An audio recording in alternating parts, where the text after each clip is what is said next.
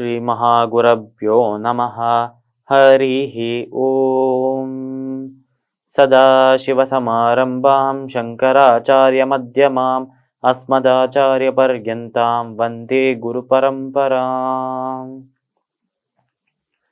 GeM TV நண்பர்களுக்கு எனது வணக்கங்கள்.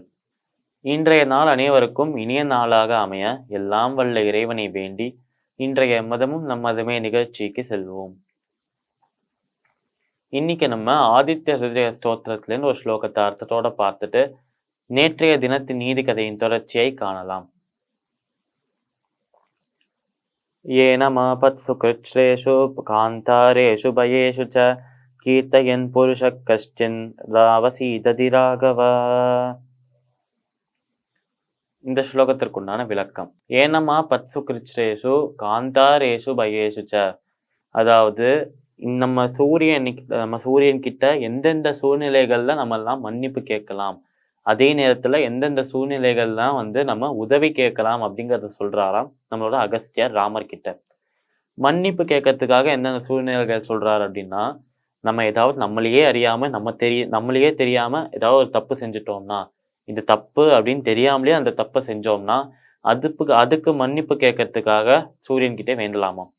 இதுவே நம்ம உதவி செய்யறதுக்காக எப்ப வேண்டலாம் அப்படின்னா, காந்தாரேஷு பயேஷுச்ச, அதாவது என்ன செய்யறது அப்படின்னு தெரியாம திக்கு முக்காரி இருக்கும்போது, அந்த சமயத்துல குழப்பத்துல இருக்கும்போது உதவி கேட்கலாமா.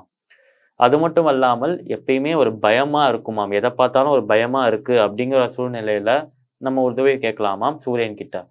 இந்த மாதிரி பயம் அப்படின்னு சொன்னா எல்லா பயத்தையும் சேர்த்துதான் வரும், மரண பயத்தையும் சேர்த்துதான்.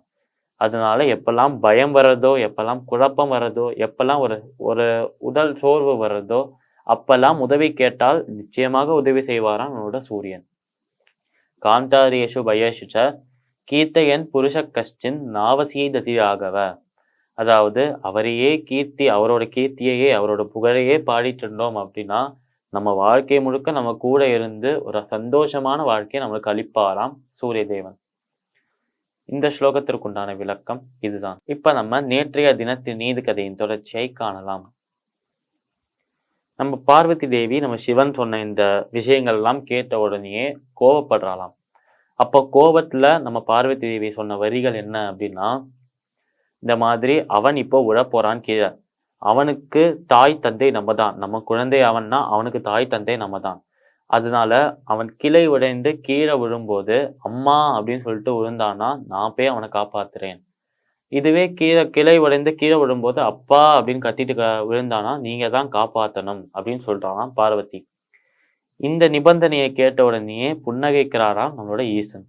ஏன்னா அவருக்கு அடுத்த என்ன நடக்க போறதுன்னு தெரியுமாம் ஈசனுக்கு. இந்த மாதிரி சொன்ன உடனே சரி நீ சொல்றதையே ஒத்துக்கலாம், நீ சொல்ற மாதிரியே வச்சுக்கலாம் அப்படின்னு சொல்றாராம் சிவன். இந்த மாதிரி சிவன் சொன்ன உடனே அப்ப பார்வதி தேவியும் சந்தோஷமாறாளாம். இப்போ இது கைலாயத்துல நடந்துட்டு இருக்கு இவாளுக்குள்ள பேச்சுவார்த்தை. திருப்பியும் பூலோகத்துக்கு வந்து என்ன நடக்கிறது அப்படின்னு பார்த்தோம்னா, இந்த கீழேந்து மரத்துக்கடியிலேருந்து இந்த ஜீவராசிகள்லாம் ஒரு பதற்றத்தோட பார்த்துட்டு இருக்காம் அந்த நபரையே. ஏன்னா கிளை உடையுமோ, இப்போ உடையுமோ அப்புறம் உடையுமோ அப்படிங்கிற நிலைமையில இருந்துடாம் அந்த கிளை. இந்த மாதிரி இருக்கும்போது கொஞ்சம் கொஞ்சமா அந்த கிளை சாஞ்சுக்கிட்டே வர்றதாம். அவனோட வெயிட்டு தாங்க முடியாம ஒரு கட்டத்துக்கு மேல டப்பு அப்படிங்கிற சத்தத்தோட கிளை உடையதாம். அவன் கீழே விழுறானாம். இவன் கீழே விழும்போது என்ன நடந்தது, அவன் அம்மானு கத்தினானா அப்பான்னு கத்தினானா, இந்த கத்தினதுக்கு அப்புறம் என்ன நடந்தது நாளை தினம் பார்க்கலாம். மீண்டும் நாளை சந்திப்போம். நன்றி, வணக்கம்.